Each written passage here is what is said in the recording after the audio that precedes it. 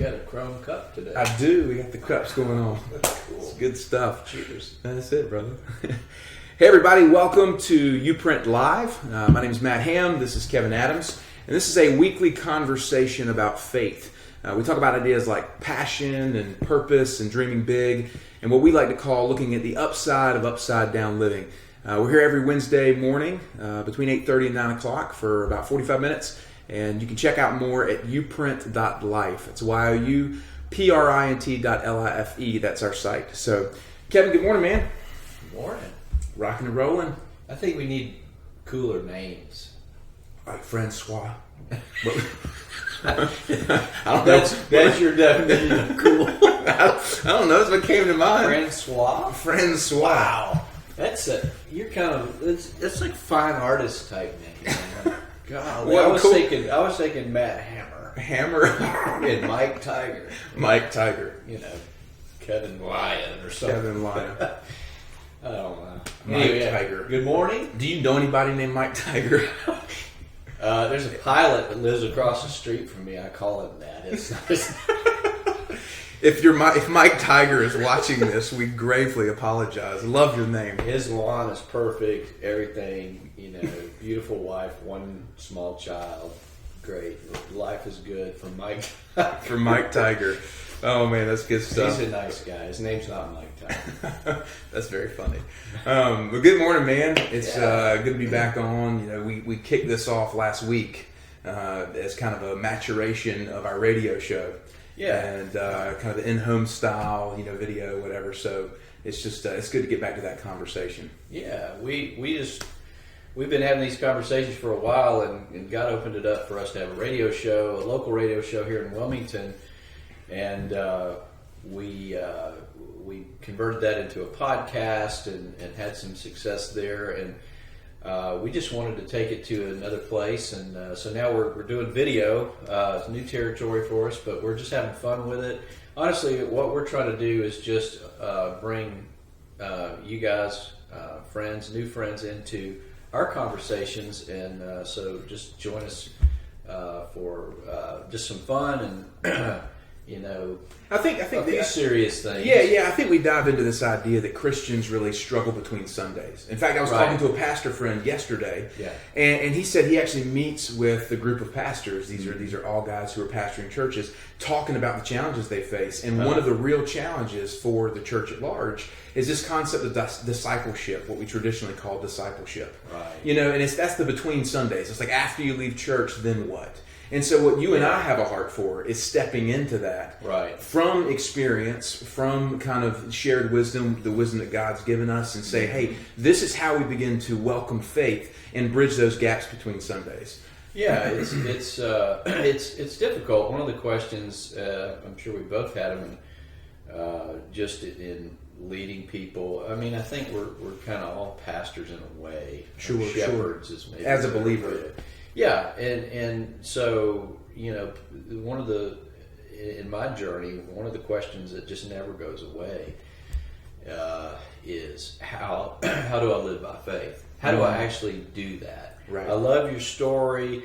I'm inspired, and wow, this is cool. But how do I do it? Mm-hmm. And so people, what they try to do is they try to make it into a practical formula, and that's the you got to stop with all that kind of stuff, right? So because faith isn't practical, they don't work together. Sure. That doesn't mean you can't have some practicality in your daily in the process, life, but you have to navigate, using faith, and so ultimately, without getting too long-winded about it, the point is we are trying to show just through our conversations. And also offer some encouragement in the just a breath of fresh air to keep going. And faith is you being led by the Spirit, by the good Lord. Yep. And that looks different for everybody, but there are some common denominators, and that's the things we're going to talk about. Certainly, the things we kind of touch on. And it's refreshing for me to be able, and that's why for those that are watching this, we really invite you to share it out with others, because what we've seen in this process, Kevin, is that people kind of come in and they don't really know what's going on and maybe how to process through it. But once they pause long enough to really say, man, there's something here that's really transformational. There's something here that's really helpful. And they keep coming back and asking for more. And so we just appreciate anybody who does watch to share it out in their communities. Because, and here's kind of on top of my mind today, and we'll start here, and you know how we chase rabbits. Last week we talked about the reality that Donald Trump was getting inaugurated as the president. And, of course, he did on Friday. Yeah. And since then, it really just seems like cultural, verbal warfare of some sort. Like it's just crazy. And I think that one of the things that I'm kind of burdened with from a faith perspective is like, how do we begin navigating, these conversations? Because quite frankly, some of them get really ugly. Yeah. And one of the great things that you've taught me, that you brought to our attention, we talked about on the show last year, is that Jesus never defended himself. And yet I feel like in culture right now, if you don't defend yourself, then you're weak, you know what I mean? Or you're not standing up for what is right on both sides of the conversation. Right. So, I guess I want to lead into this idea, Kevin, is like, how do we begin to navigate this? Like, how do we begin to bring faith into that conversation? Yeah, you mean in the view that is selfish or narcissistic, in other words. Like, our culture teaches that. Yeah, it doesn't do it necessarily always overtly, but that's the I mentioned common denominator. If you look at it from a cultural standpoint, that's what it teaches through commercials on your on your phone, and internet, TV, movies, whatever. It's all right there, but it's all about how to. We talked about this the other day. God's not going to say, "Well done, my good and famous servant," or "Well done, my good and financially secure servant." And that is the epitome of narcissism. Sure. Give me the power of money, and give me the godlike presence of people looking at me. And anyway, it's a self elevation. Yeah, exactly. I think that's what we have to. Yeah, the pride is a gateway to it. And I think what's underneath that is that people don't pause long enough to really understand their own pride. Yeah. Yet they're willing to call it out in everybody else. Yes. And that's one of the things that and I know for me, it's like, man, when you see somebody else that that's what stirs that kind of pride thing in you. But so how do we begin to navigate this self-elevating culture, in the midst of what we believe from a faith perspective, and understand the differentiating factors between what is faith-based and then what is an elevation of self, because those lines get blurred a lot of times. Sure. And you even see that in the church, and you see it in religious history. Well, the idea of having somebody on a stage, and it's funny. It's like the idea of if you go to a rock concert or something, or even a symphony. Whatever your thing is, and that's great. Sure. To me, there's nothing like a U2 concert. It's amazing. But when you look at the whole thing, you start seeing this common denominator, and that is one person and a whole group of people all viewing this person and hearing and taking in what's going on, verbally. Now, I'm not criticizing it. What I'm saying is there's something to that we have to always be clear about. This person isn't they're not better than you. They don't, they may have some wisdom. They may be put in this place for a reason, and you need to listen maybe, but you always have to go into that with that pause button. Yeah. And say, what's this all about? Is this just for enjoyment? Am I being indoctrinated? Yeah. What is? So you always have to have that. It's not a fear. It's just a clarity that nobody's God except God. Mm-hmm. So I think that's a starting place. Sure. Of how to navigate that. But that goes back to that pause button we talk about. So why do you think? Here's the thought for me: is like, why is it so hard to press pause? You know what I mean? Like Yeah. that's the big thing about culture that I think is Right. underlying all this. You know, one of the Yeah. frustrating things that I deal with so often in my own life is just. I mean, I have 4 kids. There's always some responsibilities there. With work. They're all or- little. Yeah, but it's like, so how do you actually press pause? And that leads to what we were getting in earlier. Uh-huh. Then you want to set up all of these disciplines and practices and habits. Right, exactly. And so you live That by doesn't- this yeah. robotic. I gotta operate this like my robot. Yeah, I gotta operate this way. Yeah. And you don't feel free. Right. And so then you kind of go to the other end of the spectrum, and you're like, well, forget it all. I'm going to go in the woods and I'm going to live in a house the size of that cup, and it's minimalism. And that's the Right. thing. So what that leads to Uh-huh. me, is this pendulum swing. Yes. Okay. Now you and I have these conversations off air, Mm-hmm. and you know that's my struggle. Is I tend to be the pendulum guy, among other things. But you swing to these polarities, and Right. again, I think faith is maintaining this healthy middle that so often is very difficult to attain. So again, big question as far as how. But what does that begin to look like from your perspective? Well, Paul said he had the secret to being content, and I think that's a good place if you want to understand. I like it. I think it's in Isaiah. I can't remember honestly, but the idea of God says, "I will go before you, and I will be your rear guard." And he really speaks to me in pictures. That's just how he wired my brain and my heart. But I see that, and so I kind of get this idea of being in a bubble. Now, a bubble has a lot of times it has a bad connotation to it. The bubbles burst. Bubbles burst, but this isn't like that. It's just this idea that God goes before you and He is your rear guard. That's amazing if you really feel that and take it in and begin to live that out. So, and tie that with what Paul said. I found the secret to contentment. It's about peace. It's about seeking peace and not relief. That whole thing. But it's this constant. It's kind of like pray with your feet moving. Mm-hmm. You're gradually moving, but you're always at peace. So nothing can penetrate that. So and one other thing to tie into that as a picture. Remember, faith is not just the substance. It is a substance, but it is also in the uniform. I guess it is the shield. You've got helmet, the armor, belt. yeah. But it is a shield. Mm-hmm. So you pick up those shields and you put them on, and that helps you. We were talking about this the other day. It kind of helps you blur the landscape when things jump out at you, so you can keep moving forward. And all that. This is just imagery. Yeah. But it's stuff that helps me remember. Sure. To walk at peace.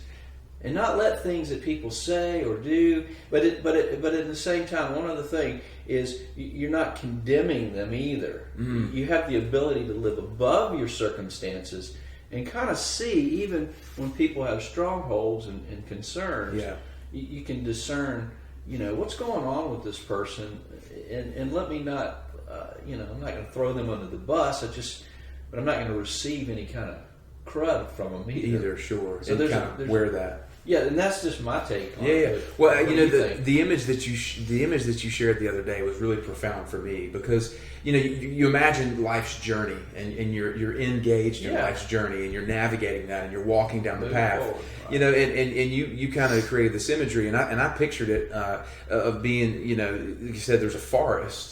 And you're kind of walking this forest. It's dark. You can't really see. I go on these prayer walks in the morning, and sometimes I find myself like I'll hear something. The other morning I saw a fox. So I'm up at like 4:30 walking in my neighborhood, and I saw a fox. But I was kind of like, whoa, you know what I mean? And it's a wild animal. Yeah, it startled me a little bit, and so, but you get that in life, and so you're walking and navigating life, and you kind of see something out of your peripheral, Right. and it causes you to jump. Now, and that might be everything you've been seeing in culture with the inauguration, with all the issues that come up. Right. It might be relational, it might be income related. There's all these different kind of ways that the enemy can present things that distract us from where we're going. Right. And so to add to that imagery, faith is twofold. It's the front guard and the rear guard. So you like in the desert when Moses was leading the Israelites, there was the cloud of a cloud by day and the cloud of fire by night. Right. And so that was in their front and in their rear, kind of guarding them and telling them where to go. So there's that idea of faith navigationally.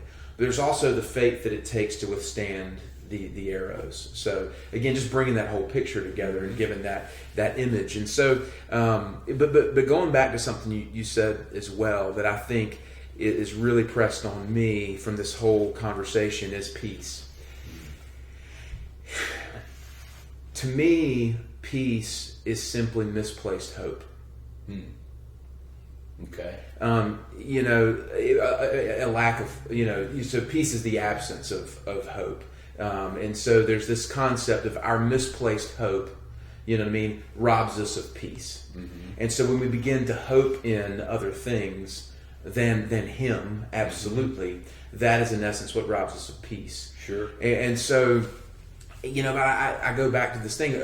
Are people willing to slow down long enough to understand where they're placing their hope? Yeah, well, I think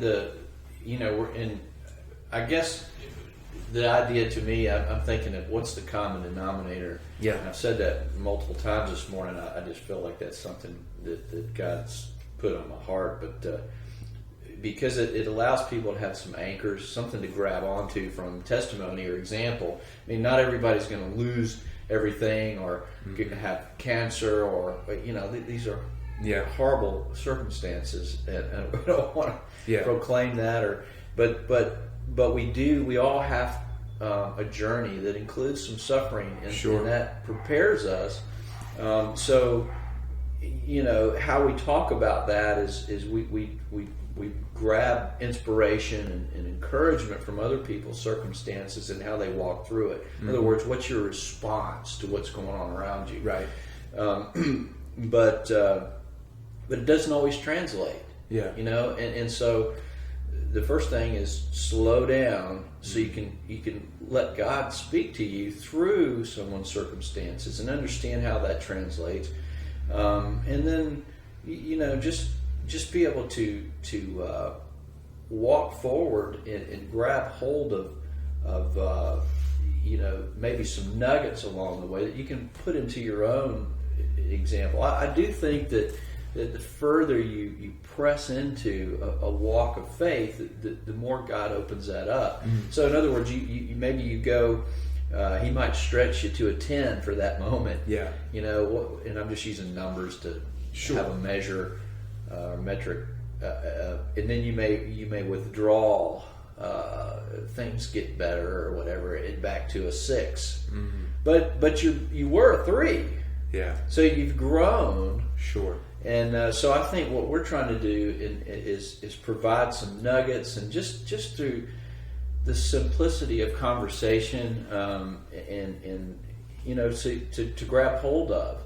It doesn't mean all of it's going to make sense or work, but you don't have to take it all and act like crap. I don't want that. Yeah. And I've heard that a lot in people. They think about my circumstances are going to wear off on them. Yeah, sure.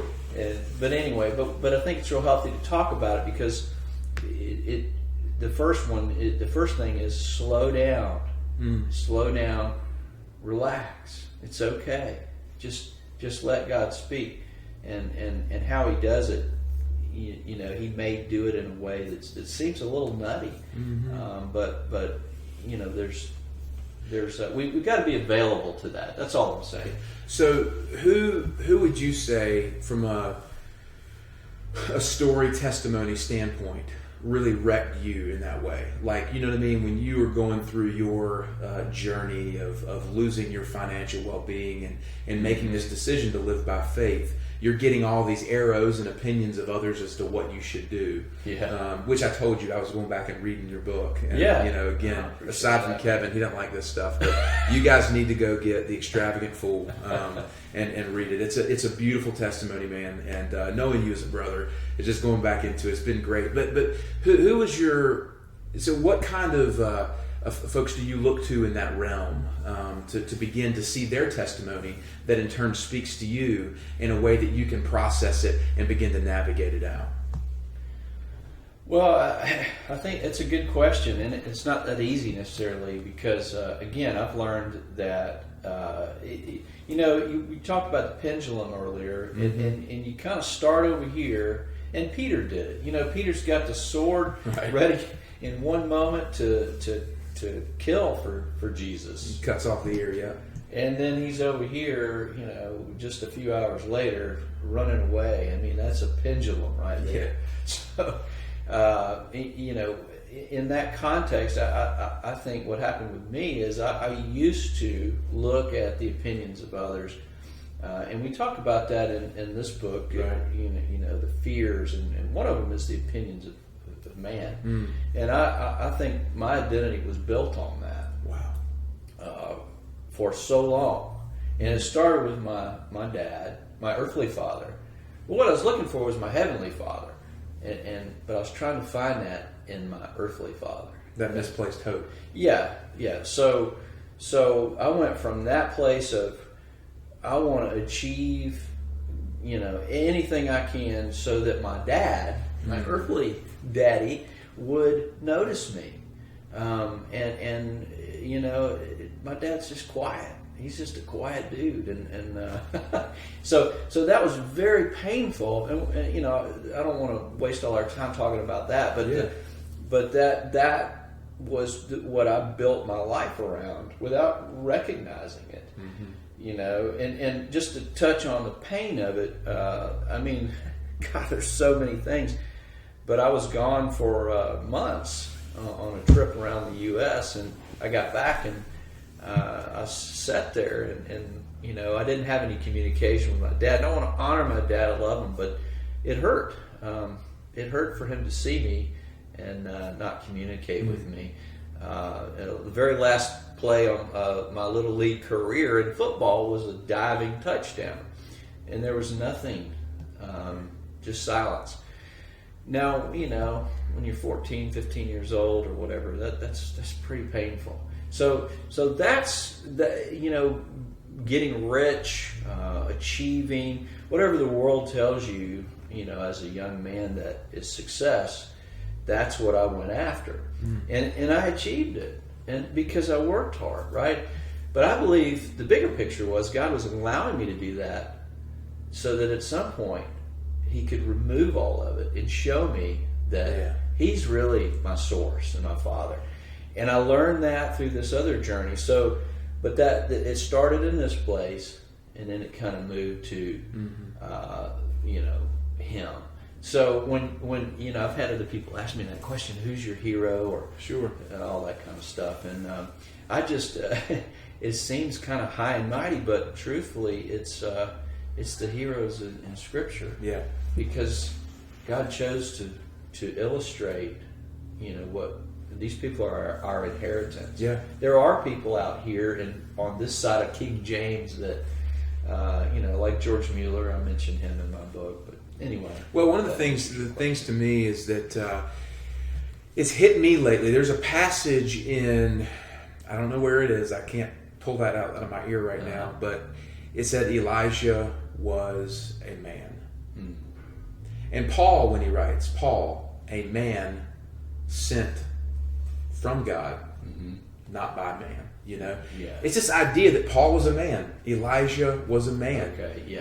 Right. Moses was a man, right. David was a man. We are men. That's right. There's not anything that the heroes of faith had access to that we do not have. In fact, many of the Old Testament, didn't have the testimony of Christ. They didn't have the power of the Holy Spirit indwelling. Right. And now we have that.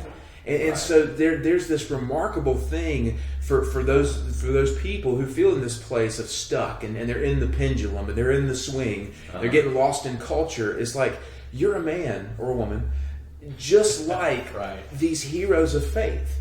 They have nothing, you know what I mean, that you don't have, except maybe that faith, you know, and the willingness to kind of live it out to the point of being tested, so that they could persevere. And that is incredibly encouraging to me, just to kind of feel that, you know what I mean, and just to kind of see that. Yeah, right, you're right, but the problem is, people, especially younger people, because of the technology and the soundbite environment that they are growing up in. I'm kind of a dinosaur at this point, you know. I'm left over, but that has to be passed on. The idea to slow down, don't be swayed by what you see around you. You know, consider the source, not the content. I guess. And slow down. Spend time with God as a father. You know, that was the thing I was looking for. But so what happened with me is I learned how to, by His hand, His gentle hand, slow down and spend time with Him, and beginning in the Word. So it wasn't a chore anymore. It became the milk and eventually the meat that helped me grow up spiritually. And once you got a hold of that, it's like a tree planted in the ground. It bears fruit, and it doesn't move. You know, it's unshakable.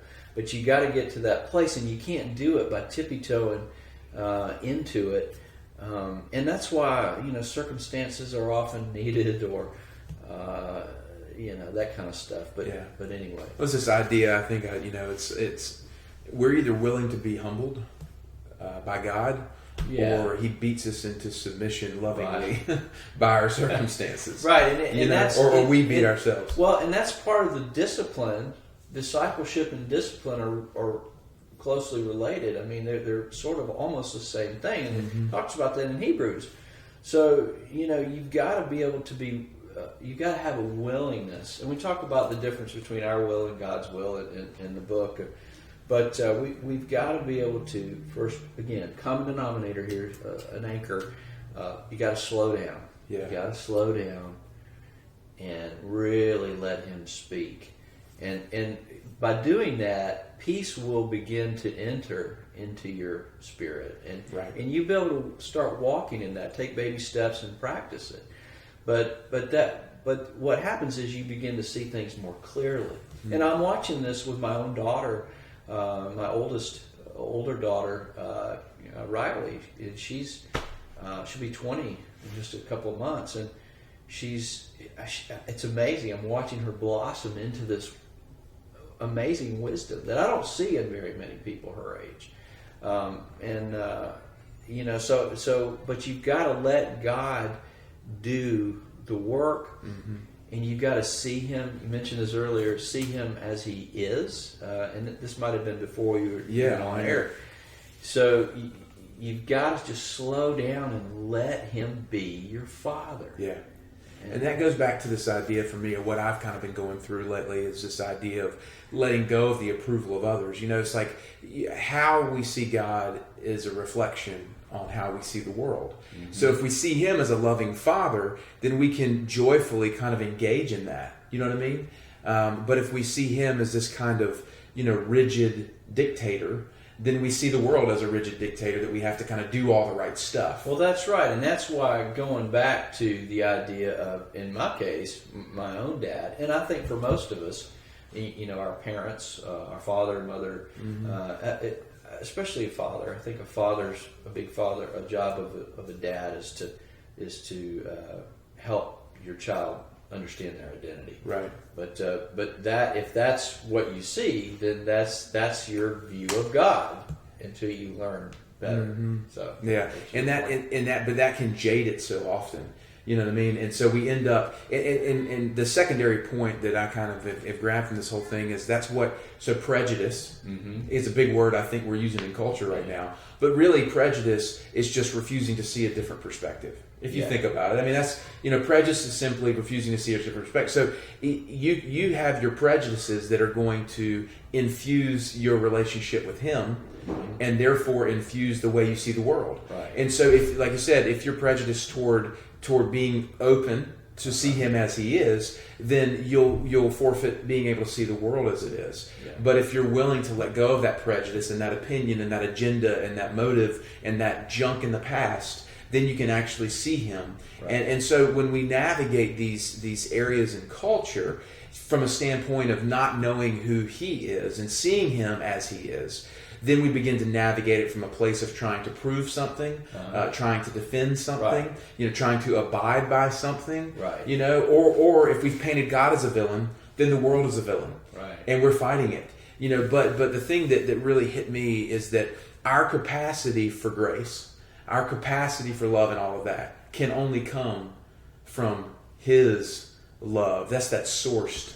Thing. Same thing with peace and all the other things we've talked about. So Kevin, kind of in closing up, I want to talk about this idea of slowing down. Mm-hmm. We've said it a couple times. It keeps coming up in conversation. It kind of hit me. One of the things that you've said is that the devil is fast and shallow, mm-hmm. and God is slow and deep. Right. And so, without getting into this duty-based, I'm going to slow down. You know what I mean? What I'm gonna. Yeah, I'm going to slow down there. We got to get off. Right. Yeah. So check it off the list. So how do we, in a fast-paced culture that's always... I got no idea, man. Sorry. Got to be disruptive a little bit. Again, without being a slave to the legalism of it all. Mm-hmm. In fact, you mentioned George Mueller. One of the things that George Mueller that I loved is that, because it's very high-minded in a sense, a helicopter view of, he prays and God delivers. And so you're like, well, he's like, no, he literally goes and he prays and bread and milk and money shows up at the door, right? Yeah. And so you're like, it's pretty cool. Okay. But he had one part in the book that really kind of jumped on me. He said he started rising early.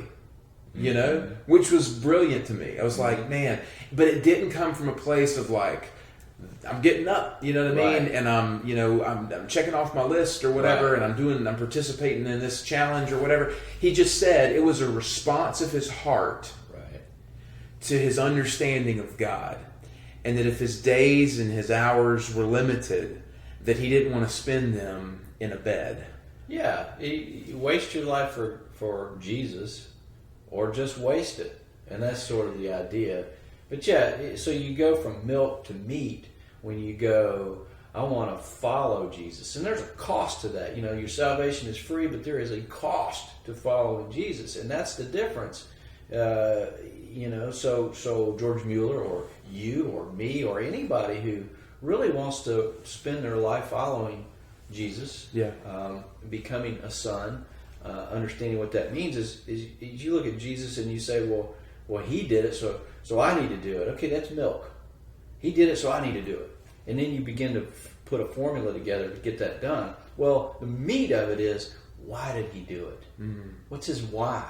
He did it because he had wisdom. He began to see that there was this great relationship going on, and that's what we've got to dig into. Yeah. So that's what develops hunger, affection. These are the kind of things you want to please God. It's not so much about serving God; it's more about I want to please Him.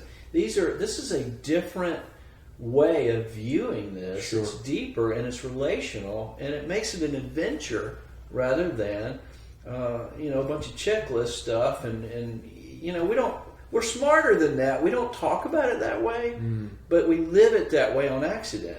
And that's why we've got to share this stuff and open up and talk about it. Yeah. Well, to begin to peel back the layers. Yeah. And that's that process shed light on it. Slowing down to see who you really are, right? What you're really struggling with, the motive behind your habits, and that begins to unpack, this identity thing. And then you see that pure son in there who, wow, I just longed for a father who saw me. Right. Yeah. And he does. He does. And now I'm free from that. Once you know, that he loves you like more than anybody else, more than you love yourself. Once you get a hold of that, not here, but here, then you can walk in it. But so we talked about one of the elements is to slow down, and just to, we can wrap it up or whatever. But slowing down, you think of, there's a couple thoughts that come to mind. One for me is this idea of planting, farming, agriculture, right. Planting seeds, and that's our job. Evangelism is fishing. Discipleship is agriculture. It's being a farmer. It's planting seeds. So we plant the seed and then we move to the next. We don't go back to the first seed and stand over it and demand that it grows. Right. God does that part. Yeah. And so you have peace. And the other picture that comes to mind is because everything's upside down. You take a gearbox in let's say a Porsche, like a Porsche 911 or a really nice race car or something. And I'm no expert, but I just get a picture of, when you're shifting those first few gears, you're moving faster. Your action is faster. It's more interrupted. It's more I don't know the right word. I'm fine. But once you start getting torque, you slow down in shifting. Yeah. But you're actually speeding up. Sure. So you slow down when you begin to become a son of God. Like it says in Romans, those who are led by the Spirit of God, these are the sons of God. And this is the ultimate relationship, to be in that family, not a saved servant, but a son. To follow in Jesus' footsteps and be his hands and feet in the world. So anyway, this idea that, and I used to work at a Porsche place. My brother's a mechanic, on those kind of cars, and he's like one of the best in the U.S. He's phenomenal. But I was around him enough and drove him enough to feel that torque. Sure. And that when you apply that to spiritual growth, and even in your daily walk, there is a huge gap between, the gaps get bigger, but you are speeding up tremendously. Well, you can go a lot faster in fifth gear than you can in first. That's right. But you go through first gear a lot quicker. First so first and second is a way quicker. Right. And that's you doing. And it takes time. And then, but if you're willing to go through that process, that's sort of what happens when everything gets flipped upside down. God's doing the work, and you're just following. And we talk about coming from to. Yes. You're coming from rest. There's all kind of things we could plug into that, but it's essentially you go to class the first day. Let's say you've paid $1,500 for a class in college, and you go in there and the instructor gives you an A+, says you've gotten the best you can ever have right now, right when you walk in the door. I'm just giving it to you.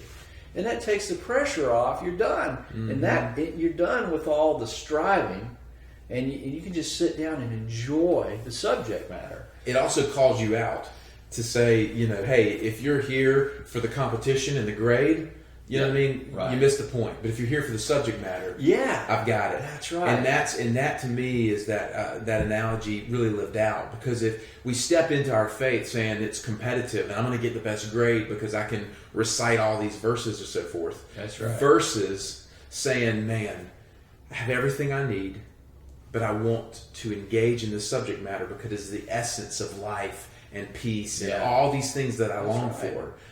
So that's to me the way we navigate and why it's important to slow down. Well, that's the difference between being childish and childlike. Yeah. Childlike is curious, There's something sweet and tender about it. It's eager. It's wonderful, and it pleases God.